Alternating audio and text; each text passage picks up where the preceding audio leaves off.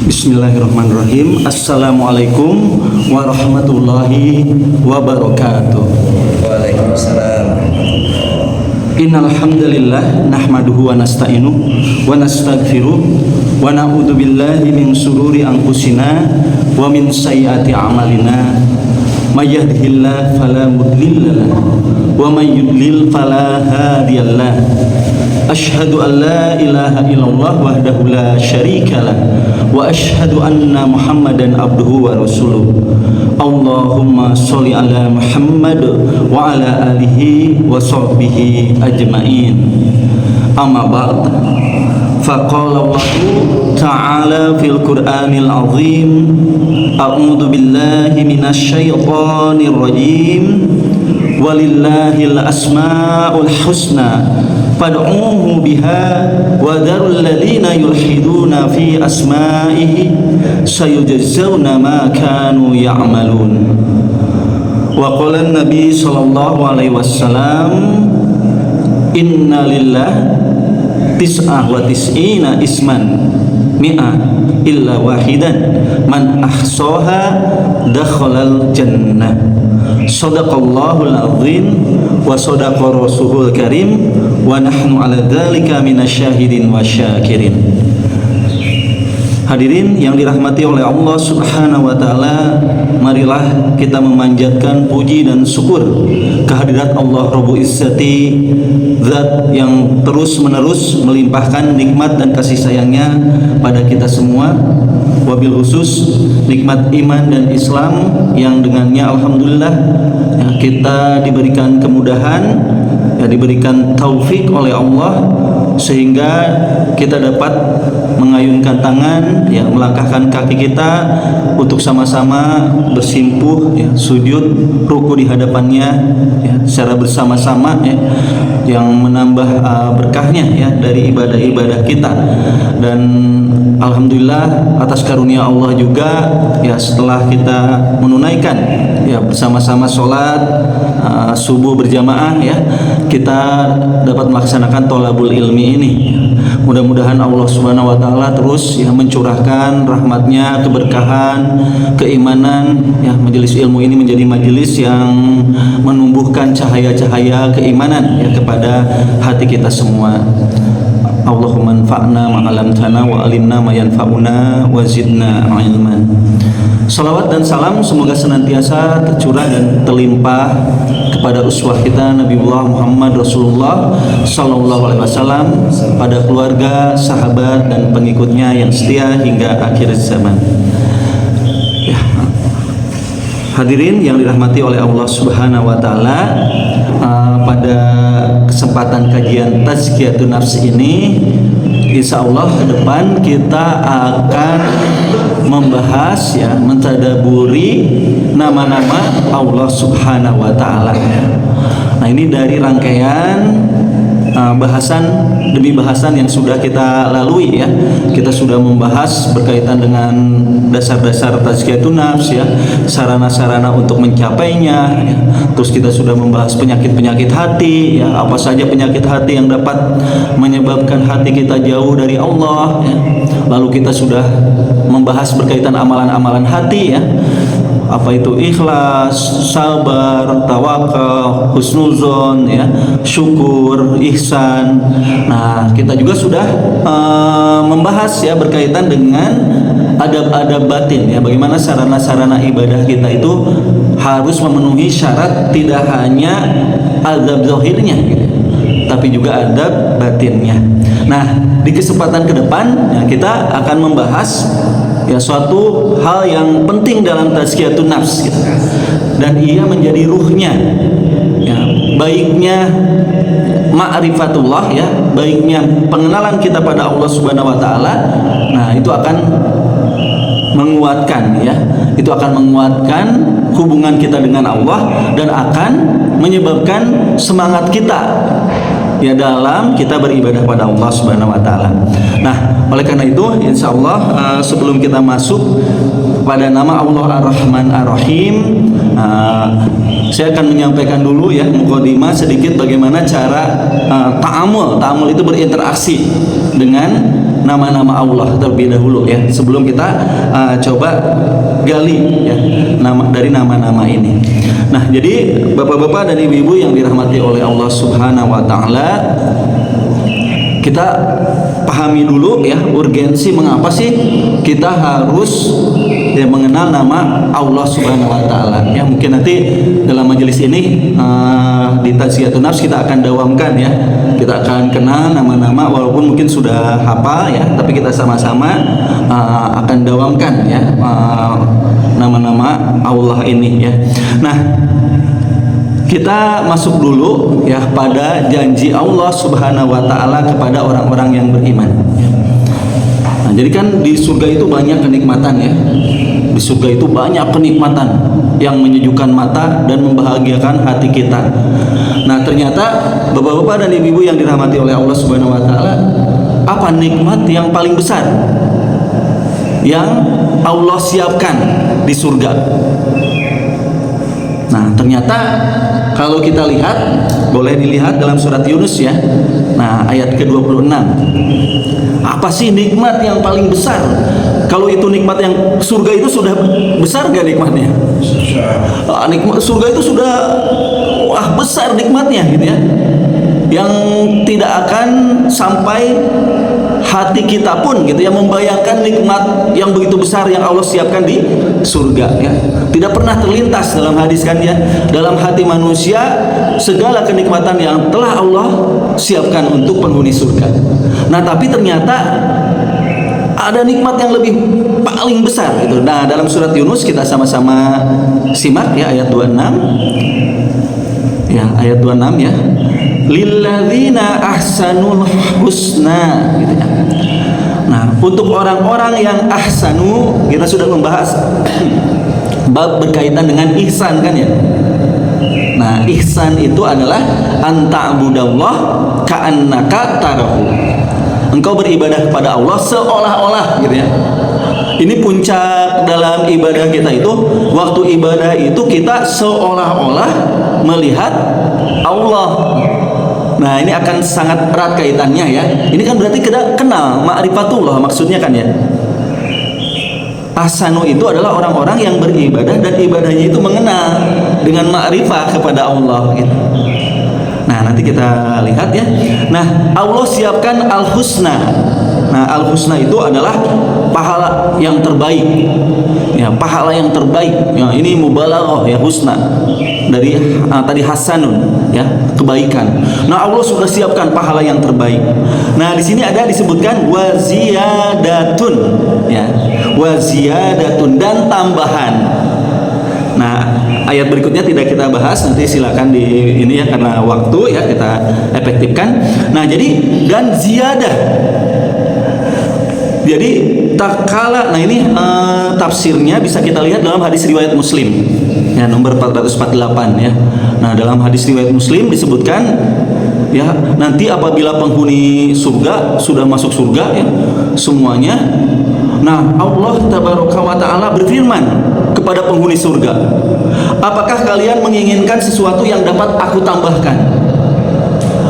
Nah, sampai nanti penghuni surga mengatakan, mereka menjawab, bukankah engkau telah menjadikan wajah kami putih berseri gitu ya, karena ya indahnya ya, tampannya, cantiknya para penghuni surga ya. Nah, ini suatu kecantikan, ketampanan yang tiada tara gitu ya, yang Allah berikan gitu ya. Dan bukankah engkau telah memasukkan kami ke dalam surga yang penuh dengan tadi kan yang nikmat-nikmat, dan menyelamatkan kami dari neraka? Nah, itu seolah-olah mengatakan, ya Allah, sebetulnya ini sudah, nikmat ini sudah begitu besar gitu ya. Ada nikmat apa lagi yang lebih besar dari nikmat ini yang kau berikan gitu, ziyadah tadi gitu ya. Nah, lalu di situ disebutkan ya, Nabi SAW bersabda, maka disingkapkan tabir penutup. Sehingga tidaklah mereka dianugerahi sesuatu yang lebih mereka senangi dibandingkan anugerah melihat Rob mereka Azza wa Jalla. Nah, jadi kan masuk, makanya Mu'tazilah ini tidak mempercayai kalau kita manusia akan melihat Allah nanti di surga. Mu'tazilah itu selain mengatakan Al-Quran itu makhluk karena dengan akal mereka, juga mengatakan bahwa ru'yah, melihat Allah itu bukan melihat seperti kita yang melihat zohir gitu ya. Jadi melihatnya bukan makna dalam melihat betul-betul sungguh-sungguh. Nah, kata Mu'tazilah tidak percaya. Karena apa? Secara logika masuk juga gitu ya, karena manusia itu kan coba hanya kecil sekali gitu kan ya, makhluk, hadis, sesuatu yang baru yang diciptakan. Sedangkan Allah maha besar, maha sempurna, khaliq, hidam gitu ya. Tidak mungkin kata Mu'tazilah sesuatu yang hadis, sesuatu yang baru, sesuatu yang diciptakan, sesuatu yang sangat kecil dan tidak bisa dibandingkan dengan kebesaran Allah dapat melihat. Karena kita bisa melihat bumi nggak katanya? Kita nih bumi nih, bisa nggak mata kita secara kasar melihat bumi ini? Ya, mungkin kalau ke ruang angkasa gitu, pergi jauh baru mungkin kelihatan ya, dan itu pun tidak akan melihat seutuhnya gitu ya. Nah, rahimakumullah, padahal Ahlussunnah wal Jamaah menetapkan ya, sebagaimana hadis ini ya, bahwa kita akan melihat. Nah, ini sesuatu yang harus kita rindukan gitu. Nah, bapak-bapak dan ibu-ibu yang dirahmati oleh Allah Subhanahu wa taala, ada nggak kerinduan kita untuk melihat Allah? Untuk melihat zat Allah Subhanahu wa taala di hari akhir nanti. Nah, kerinduan itu akan terlihat kepada bagaimana kuatnya kita mengenal Allah, berusaha gitu dalam hidup kita itu untuk mengenal Allah Subhanahu wa taala. Nah, maka ini dalam kitab Kimia As-Sa'adah ya. Nah, ini Imam Al-Ghazali mengatakan ya, jadi seseorang kalau menemukan puncak kenikmatan itu adalah kenikmatan hati gitu ya. Yaitu apa? Ia dari waktu ke waktu menggunakan hatinya untuk semakin banyak mengenal Allah Subhanahu wa taala. Nah, ini kan gini. Kan bapak-bapak dan ibu-ibu ingin mengetahui nggak kedudukan bapak-bapak dan ibu-ibu di sisi Allah? Nah, sebetulnya kita itu di sisi Allah seperti apa? Nah ya, nah bagaimana sebetulnya Allah menempatkan kita di sisinya? Nah, dalam hadis riwayat Hakim disebutkan, man ahaba an ya'lama manzilatahu indallah ya. Barang siapa yang ingin mengetahui kedudukannya di sisi Allah, ya, kalau kita ingin mengetahui Allah itu cinta nggak ya sama saya, ya, terus bagaimana sih kedudukan kita di sisi Allah, maka gitu ya, fal yandur manzilatallahi ta'ala indahu. Maka caranya ternyata mudah, ya. Cara mudah untuk mengetahui bagaimana kedudukan kita di sisi Allah, tinggal lihat katanya dalam hadis ini. Lihat saja bagaimana kamu menempatkan Allah Ta'ala di sisimu gitu. Seberapa banyak nama Allah kita kenal dalam hati kita, seberapa banyak sifat Allah kita kenali dalam hati kita, ya. Nah, seberapa banyak kita berzikir pada Allah, seberapa banyak kita mengamalkan dari nama-nama Allah dalam kehidupan ini gitu ya. Nah, jadi lihatlah gitu. Nah, maka ini kunci. Wa ma khalaqtul jinna wal insa illa liya'budun. Dalam surat Az-Zariyat ayat 56 ya. Tidaklah aku menciptakan manusia, jin dan manusia kecuali untuk beribadah kepadaku.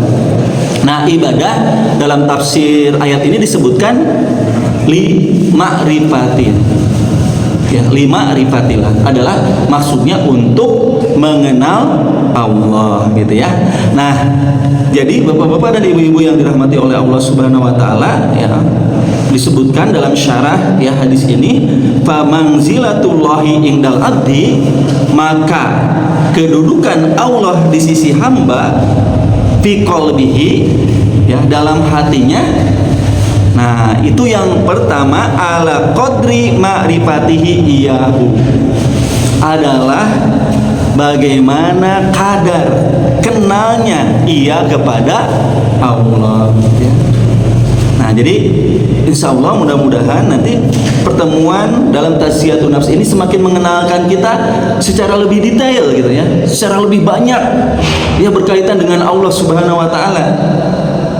Kan kalau ditanya kenal Allah, ya kita kenal, tapi kenalnya kan bisa jadi kenalnya cuma kenal sepintas gitu ya, cuma kenal dengar-dengar saja ya, ada cuma kenal. Nah kenal itu kan macam-macam. Nah kita sudah kenal kepada Allahnya seberapa kenal. Nah oleh karena itu ini menjadi kunci gitu ya dari bagaimana kita mendudukan Allah Subhanahu wa taala dalam hati kita itu kenalnya. Nah terus juga wa ilmihi, dan ilmunya ya. Nah makanya ilmu ma'rifah ini ilmu yang paling utama sebelum ilmu-ilmu lain adalah ilmu ma'rifah. Nah para ulama mengatakan kadar atau fadilah ilmu itu dilihat dari tujuan ilmu itu.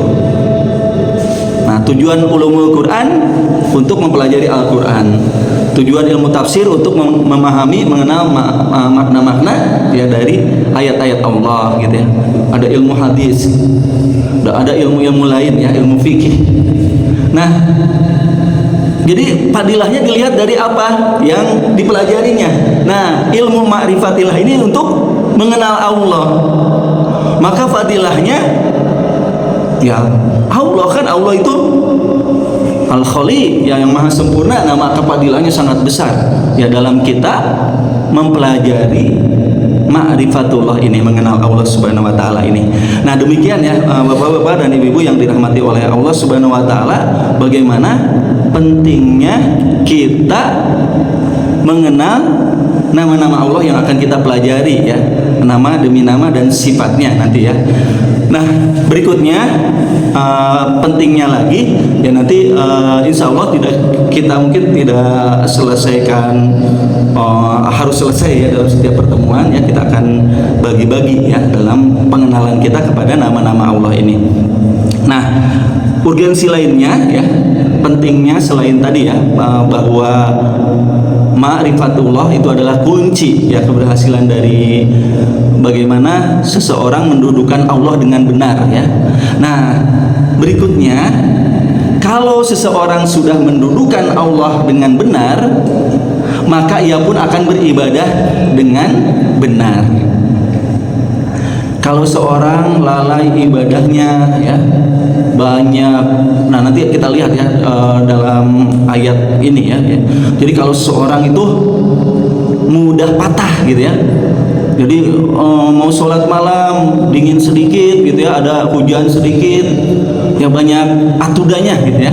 Nah banyak atuda tunduh gitu ya, atuda dingin gitu ya, mau ke masjid gitu ya, itu banyak kesibukannya yang menghalanginya. Nah ya, mau berbuat baik, bersedekah ya, mau mengeluarkan harta, atuda banyak keperluan gitu ya, atuda banyak kebutuhan, ya mau taklim gitu ya, atuda banyak pekerjaan. Nah ini ada kaitan dengan bagaimana sebetulnya kenal atau tidaknya ia pada Allah.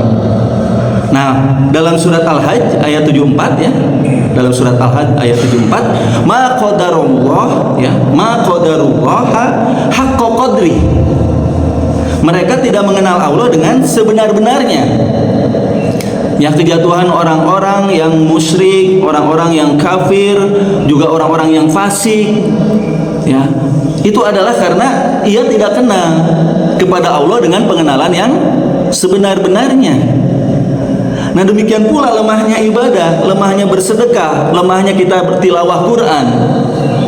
Nah itu adalah salah satunya sebabnya adalah kurangnya kita mengenal Allah dengan pengenalan yang baik. Nah itu dalam surat Al-Hajj ayat 74 ya.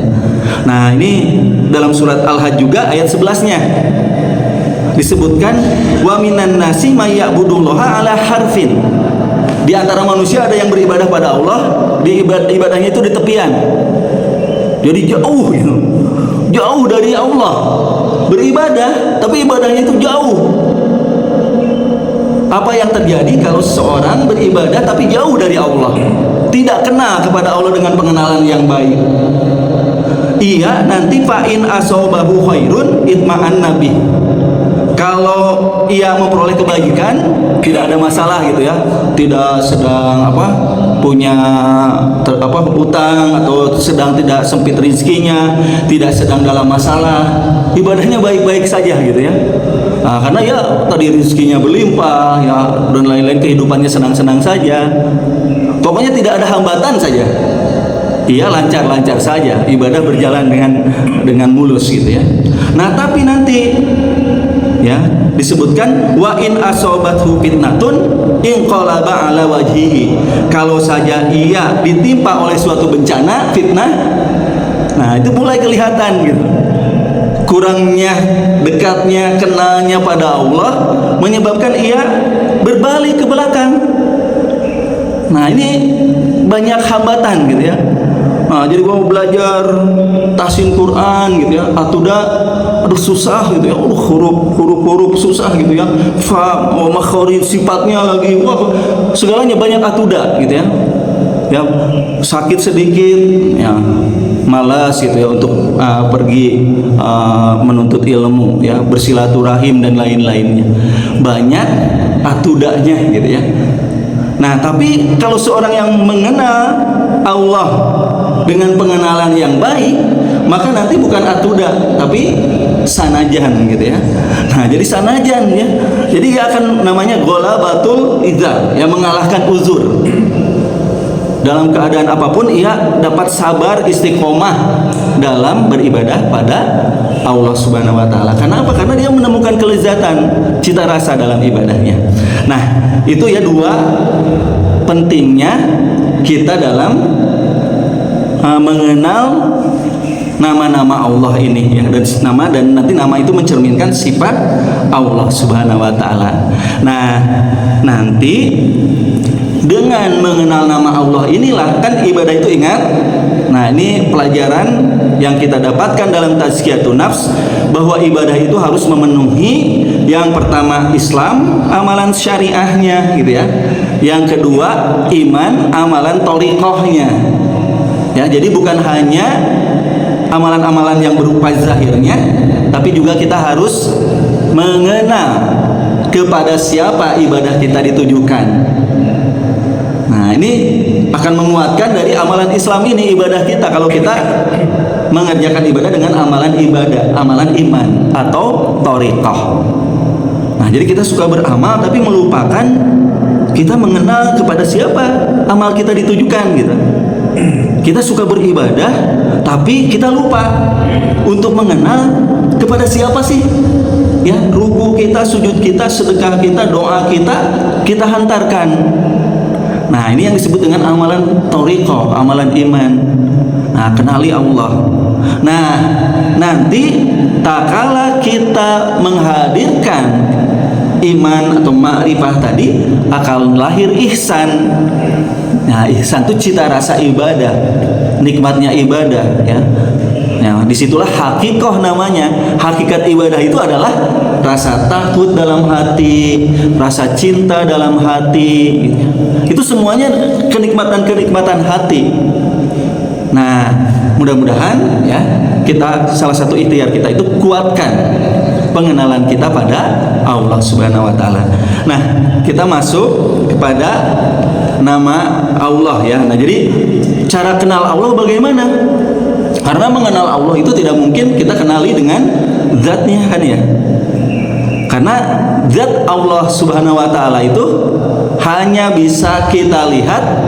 Ya, kalau ingin melihat Allah gimana? Ya, mati dulu gitu ya. Di hadis kan demikian ya. Tidak akan seorang pun dapat melihat Allah kecuali hatta yamut, sampai kematian datang kepadanya. Dan itu pun kalau ia mati dalam keadaan beriman gitu. Nah, karena Allah tidak dapat kita kenali melalui zatnya di dunia ini, kalau kita bisa kenal Allah dengan zatnya, selesai enggak tujuan dari hidup ini, taklif ini? Pasti udah selesai kan ya? Udah selesai, pasti kita akan sujud, ruku, mengabdi kalau Allah Subhanahu wa taala menampakkan zatnya di bumi ini. Nah, tapi permasalahannya Nah, Allah Subhanahu wa taala tidak tajalli atau tidak mewujudkan dirinya secara zatnya. Allah mewujudkan dirinya, tajallinya itu melalui pertama tadi perbuatan-perbuatannya ya di setiap penjuru ciptaannya. Nah, ini kalau tidak salah pernah kita bahas ya. Jadi inna fi khalqis samawati wal ard wa ikhtilafil laili wan nahari la ayati liulil albab. Nah, itu melalui ayat-ayat kauniyah. Nah, ya. Alhamdulillahi rabbil alamin. Alhamdulillah segala puji ya bagi Allah, Rabb ini zatnya ya. Alhamdulillahi rabbil alamina. Rabb alamina. Nah, kenali Allah lewat alamina, alam semesta ya, kauniyah, ciptaan-ciptaannya. Nah, yang kedua, kenali Allah Ar-Rahmanir Rahim.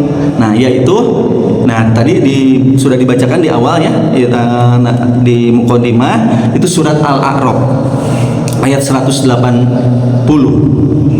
Cara kita mengenal Allah ya, kan kalau kenal itu kenal dulu namanya gitu ya. Nah, dan ingat sekali lagi saya sering sampaikan, nama Allah ini pasti mencerminkan sifat gitu ya. Ini supaya kita tanzih ya, bersihkan Allah dari seperti manusia, layaknya manusia. Kalau manusia kan nama itu tidak selalu menunjukkan sifat, betul nggak? Kalau manusia punya nama nih, namanya itu menunjukkan sifatnya nggak? Tidak selalu kan ya, belum jaminan ya. Nama itu menunjukkan sifat ya. Ya kayak sering saya contohkan kan ya. Kamu lihat Soleh nggak? Ya lihat tadi Soleh itu sedang di warung, sedang apa? Sedang mabuk gitu ya. Ya namanya Soleh kan ya. Ada nggak Soleh ya tapi mabuk? Ada gitu kan ya. Nah, nama-nama kalau manusia mah kan yang korupsi juga, coba lihat banyak juga namanya yang padahal nama yang bagus gitu. Nah, kita harus tanzih, bersihkan dulu. Nama Allah itu berbeda, laisa kamislihi syai'un, dengan nama manusia. Karena nama Allah sudah pasti menunjukkan sifat-sifatnya yang mulia. Nah, oleh karena itu di ayat ini walillahi al-asmaul husna. Nah, Allah ya memiliki ya, jadi hanya milik Allah lah nama-nama Allah yang indah. Nah, fad'uhu biha, maka bermohonlah, berdoalah kepadanya dengan menyebut nama-nama Allah ini, menyebut asmaul husna ini.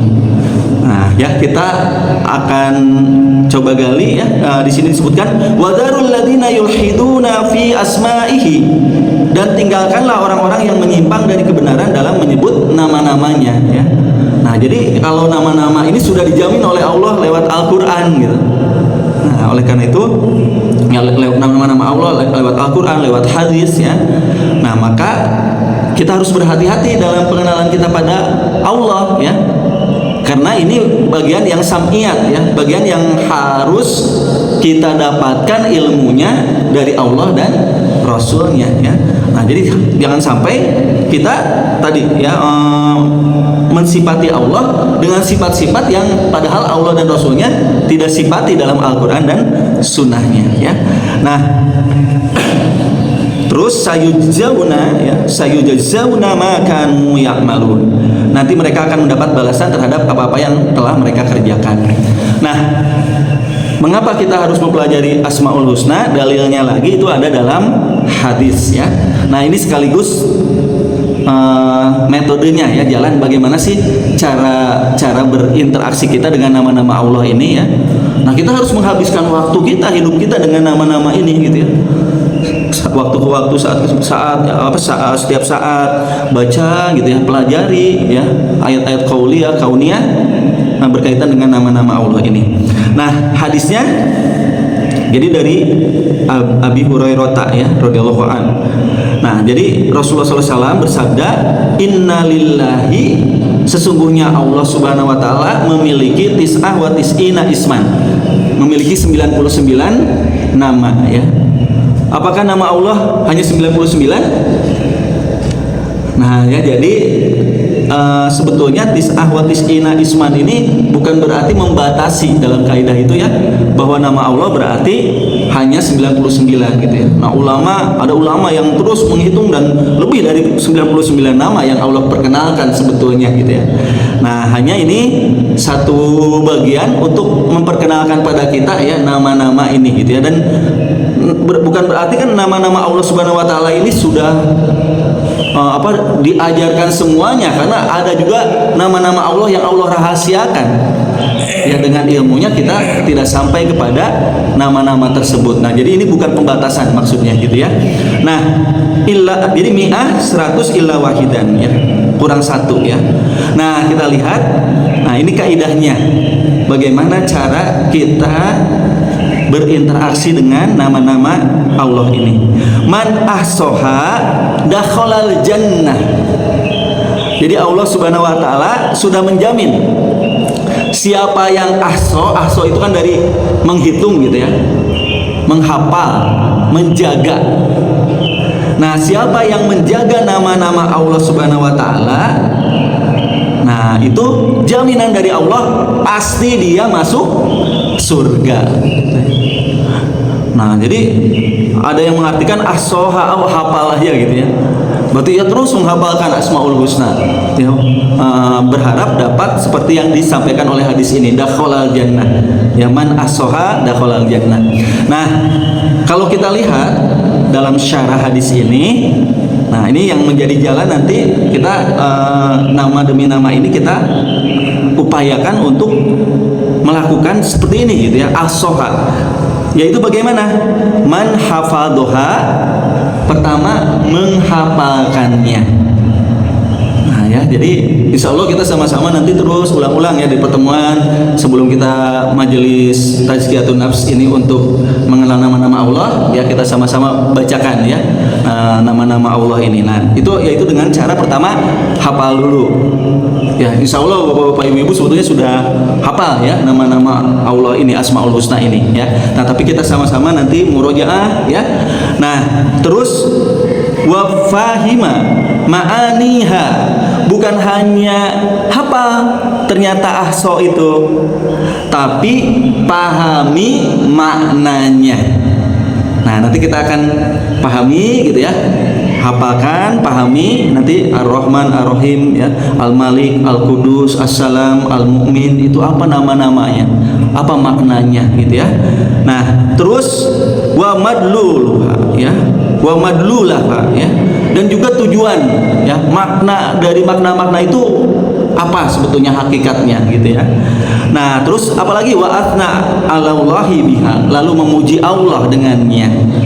Nah nanti kita akan lihat bagaimana manifestasi dari nama-nama Allah itu dalam ayat-ayat dan keseharian gitu ya. Nah lalu berikutnya wasa'alahu biha, dan kita berdoa seperti perintah ya dari surat Al-A'raf tadi, pad'uhu. Nah ini berdoa dengan Asmaul Husna ini perintah Allah. Jadi jalan salah satu mustajabnya doa itu jalannya itu dengan berdoa dengan Asmaul Husna ini, karena ini perintah Allah kan ya, pad'uhu biha gitu ya. Nah jadi lalu wa'itaqadaha ya, dan meyakini dalam hati. Nah itu menjadi suatu karakter kepribadian yang ia implementasikan dalam kehidupannya ya. Nah demikian ya, ini satu pengantarnya ya. Nah satu pengantarnya, kita masuk saja ke nama Allah Ar-Rahman Ar-Rahim ya. Nah bapak-bapak dan ibu-ibu yang dirahmati oleh Allah Subhanahu wa taala ya. Nah nama Allah Ar-Rahman Ar-Rahim, kita lihat pertama ya dari maknanya ya. Nah maknanya dulu ya, Allah Ar-Rahman Ar-Rahim. Nama Ar-Rahman Ar-Rahim ini dua-duanya berasal dari rahmah ya, seperti yang kita ketahui ya, rahmat ya, rahmat. Nah kalau dalam Al-Maqyis ya, ini karya Ibnu Faris mengatakan kalau ada suatu kata dari huruf ra, ha, mim ya, kalau bapak-bapak dan ibu-ibu ingin memahami makna kata yang lugawi namanya dan istilah sangat bagus ya, tulisan Profesor Dr. Quraisy Shihab ya, ada tentang Asmaul Husna. Beliau itu memang paling rajin dalam kaitan menggali makna-makna termasuk dalam tafsirnya gitu. Nah, jadi kalau ingin lebih dalam ya mengenal nama Ar-Rahman itu suku katanya dari rohama, itu dari mana gitu ya. Nah, artinya secara lebih mendalam dalam bahasa Arab, nah baca tentang Asmaul Husna beliau ini ya. Nah, jadi kalau ada kata yang terdiri dari huruf ro, ha, dan mim ini katanya menunjukkan arti kelembutan hati, belas kasih, dan kehalusan. Nah ya, ini contohnya tuh dalam hadis ya. Nah ini kan suatu saat, ini hadisnya dari Umar bin Khattab ya radhiyallahu anhu. Nah suatu ketika ada tawanan tuh ya datang kepada Rasulullah SAW, tawanan perang ya, berdatangan.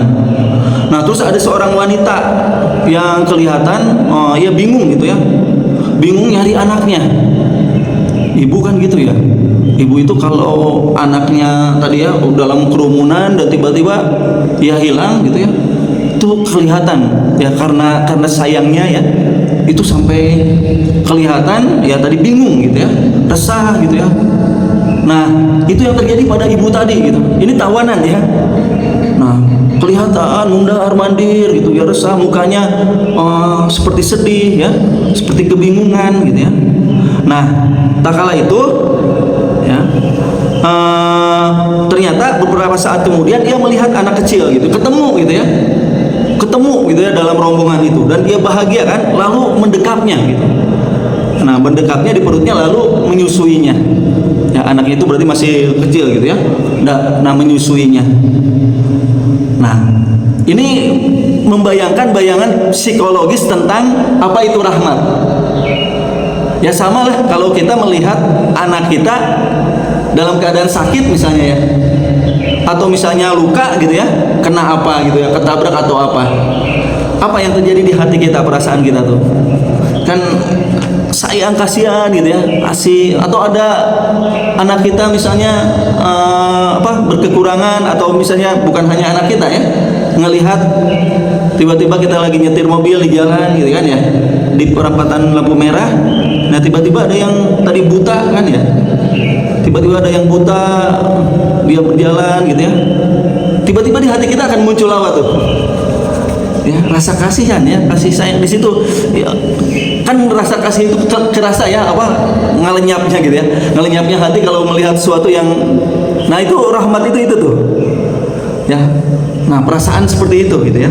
Nah kata di sini kita lihat ya, Rasulullah SAW saat itu mengatakan atarawuna. Nah ini luar biasanya cara mendidik Rasulullah SAW ya, membaca pada realita langsung gitu ya, pada sahabat. Kata Rasulullah SAW, lihat atarawuna hadhil mar'ah, lihat perempuan itu ya, torihah ya, waladaha finnari gitu. Atarawna hadhil mar'ata torihatan ya, waladaha finnari, menurut kalian akankah wanita itu ya tega untuk melemparkan anaknya ke dalam api, kata Rasulullah SAW. Coba bayangkan, tadi hilang saja dicari gitu ya, lalu didekap dan diberikan susu, tapi Rasulullah bertanya lagi, mungkin nggak kalau wanita itu melemparkan anaknya ke dalam api? Nah ini menggambarkan kepada para sahabat tentang arti makna sayang. Nah ini karena ini makna perasaan ya, sulit digambarkan dengan kata-kata kan ya, kalau namanya makna perasaan harus dirasakan. Nah maka Rasulullah SAW cara merasakan, memindahkan rasa itu pada para sahabat dengan membaca keadaan ibu tadi gitu. Tuh mungkin nggak kalau dia melempar? Nah para sahabat menjawab gitu ya, ya Rasulullah, tidak mungkin ya, wanita itu tega ya, la wallahi, demi Allah tidak mungkin ya Rasulullah, seorang ibu itu tadi melemparkan anaknya ya. Nah lalu Rasulullah SAW menjelaskan apa dari pelajarannya ya, faqala Allahu ya, bi ibadihi min hadihi biwaladiha. Allah itu lebih pengasih, lebih penyayang dari hamba-hambanya dan dari ibu tadi gitu. Nah, dari ibu itu kepada anaknya. Ya, mudah-mudahan kita bisa merasakan ya, kasih ibu pada anaknya saja sudah begitu luar biasa. Yang tidak mungkin ibu itu ya memberikan tadi suatu hal yang menyulitkan, menyakitkan gitu ya kepada anak-anaknya. Apalagi Allah Subhanahu wa taala gitu. Ya. Ibu saja, seorang ibu saja ingin menuangkan ya rasa kasih sayangnya itu kepada anaknya sebanyak-banyaknya kan ya. Nah, mungkin para ibu merasakan kan gitu ya. Untuk anak itu apa saja gitu ya yang membahagiakan anaknya ia berikan gitu ya. Selagi itu adalah kebahagiaan dunia dan akhiratnya. Nah, jadi kan seorang ibu itu dengan kasihnya itu akan berusaha yang memberikan apa yang terbaik buat anaknya. Tidak mau melihat anaknya tidak makan, tidak mau melihat anaknya kesulitan gitu ya. Nah, itu makna dari rahmat gitu ya. Nah, pada seorang manusia tadi dicontohkan pada seorang ibu karena memang di ibulah ada satu bentuk rahmat yang besar gitu ya yang Allah tampakkan ya, salah satunya dengan rahimnya kan ya. Nah, dengan rahim yang diberikan pada ibu makanya dinamakannya rahim gitu ya. Nah, jadi itu ya, jadi rahim itu kenapa diberikan suatu bentuk gambaran dari rahmat Allah dengan rahim ini gitu ya. Nah, karena tadi rahim inilah darinya terlahir anak dan ia menerima limpahan kasih sayang dan kelembutan hati dari ibunya. Nah, jadi bagaimana ibu menjaga anaknya kasih dan memberikan kasih sayangnya itu ada pada bagaimana takala di dalam rahim. Nah, ini karena waktu ya, waktunya mungkin ya, nanti kita ke maknanya saja dulu ya. Nah, insya Allah di pertemuan berikutnya tadi kan kita selami nanti apa saja bentuk-bentuk rahmat Allah ini ya dalam Al-Quran dan apa yang kita rasakan dalam kehidupan ya. Nah, kita ke maknanya saja dulu. Nah, itu maknanya ya. Nah, nanti ini sebagai penjelasan awal ya dari apa nama Allah Ar-Rahman Ar-Rahim ini, kita ke makna saja dulu ya. Nah, nanti kalau dalam Al-Quran rahmat Allah itu meliputi nanti dinul Islam ya. Nanti yang disebut rahmat itu maknanya luas. Jadi makna Ar-Rahman Ar-Rahim itu berbeda ya. Rahmat yang dimaksudkan ia kepada seorang manusia dan rahmat yang dimaksudkan kepada Allah Al-Khaliq. Apa maknanya kalau rahmat ini disandangkan kepada Allah? Maknanya itu adalah disebutkan ya. Ya. Makna dua nama ini itu adalah Rahman ini adalah ini ya. Huwa dzur-rahmah asy-syamilah li jami'il khalaiq ya. Nah, jadi kalau kita menyebut nama Allah, menyandangkan Allah dengan rahmat, kalaulah ibu tadi ya, rahmat itu disandingkan dengan rasa, sebetulnya rasa kasih sayang itu ada rasa apa ya, rasa kebutuhan ya untuk menyayanginya gitu ya, kalau itu kepada manusia. Nah, tapi pada Allah ini, Allah adalah memiliki rahmat yang luas kepada makhluk-makhluknya ya. Nah, di dunia.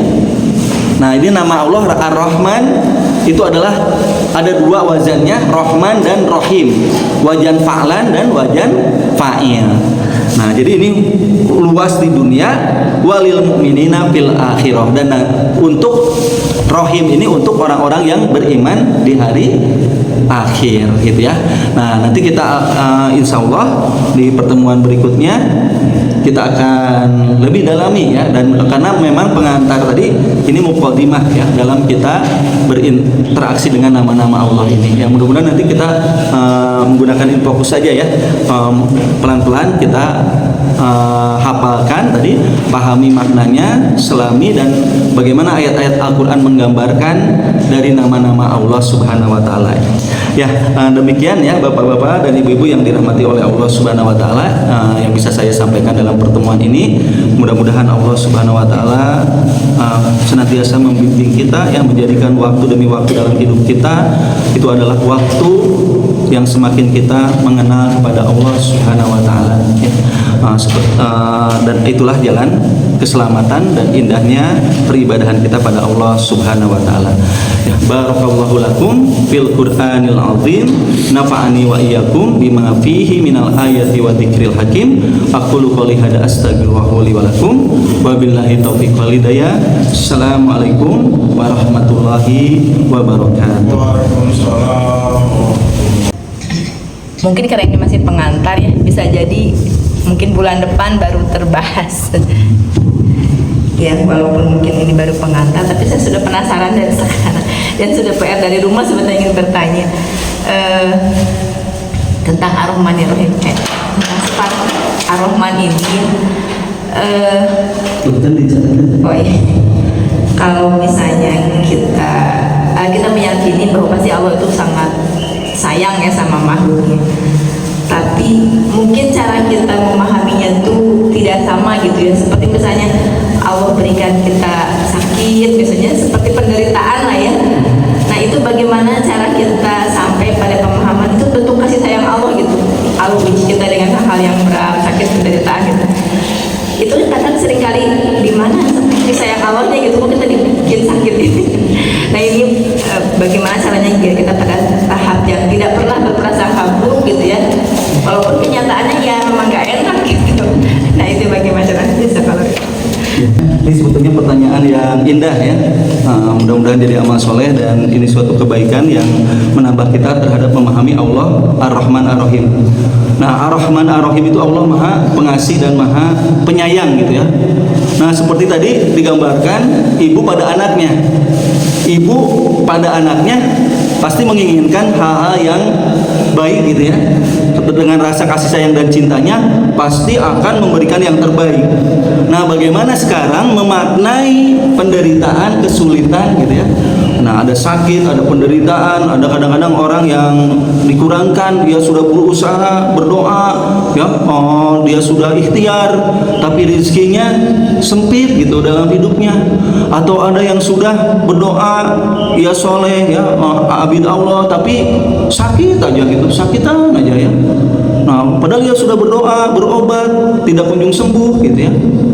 Lalu di mana nama Allah Maha Pengasih dan Maha Penyayang? Nah, ini penting sekali ya kita memahami. Nah, oleh karena itu Ar-Rahman Ar-Rahim. Nah, nanti kalau kita memaknai dengan baik ya, makna Allah mengasihi dan menyayangi beda dengan kasihnya manusia ya.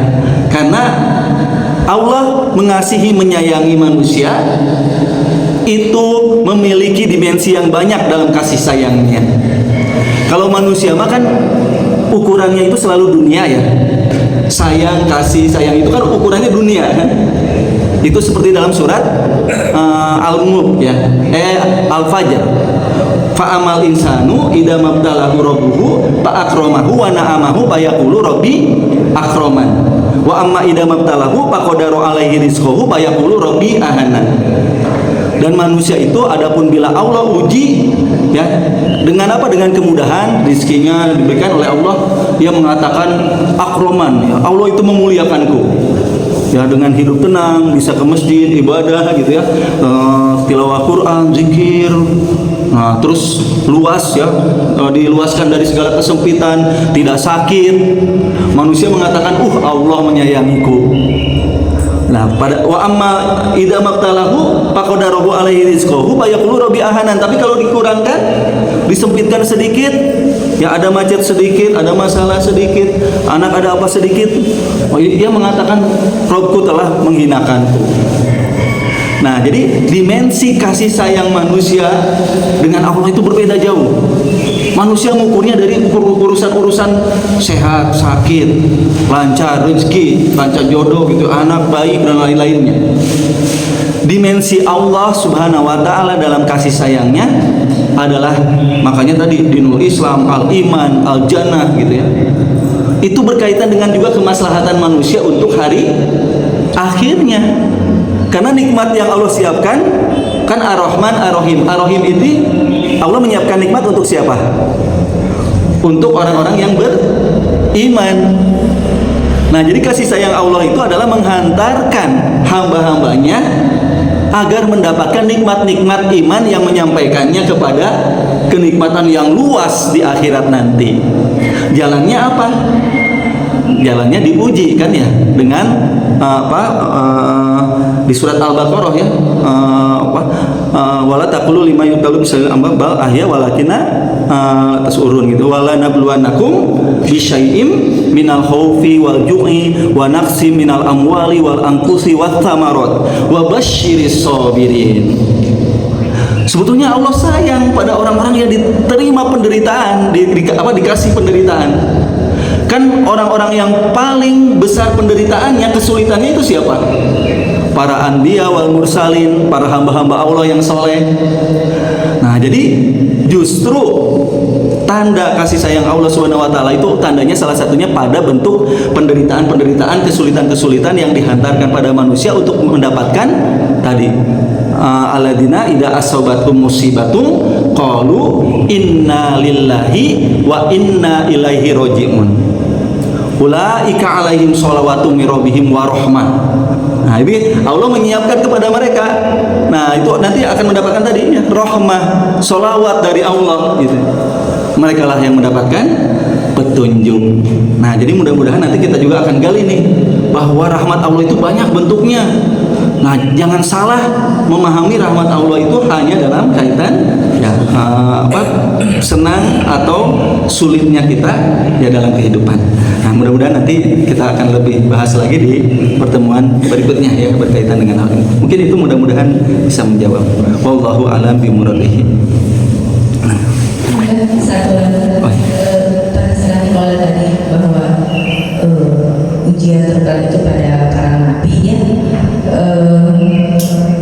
ternyata kan ada nabi juga yang berujian itu berupa kesenangan seperti Nabi Sulaiman. Nah, ini mungkin seperti ini diharapkan oleh semua manusia barangkali juga misalnya. Nah, bagaimana cara Nabi Sulaiman pada waktu itu untuk yang lulus dari ujian itu seperti apa gitu? Karena kan tidak seperti Nabi yang lain yang dalam kesusahan. Nah, itu bagaimana? Ya. Oh iya. Ya, syukran wa jazakillah khairan katsiran.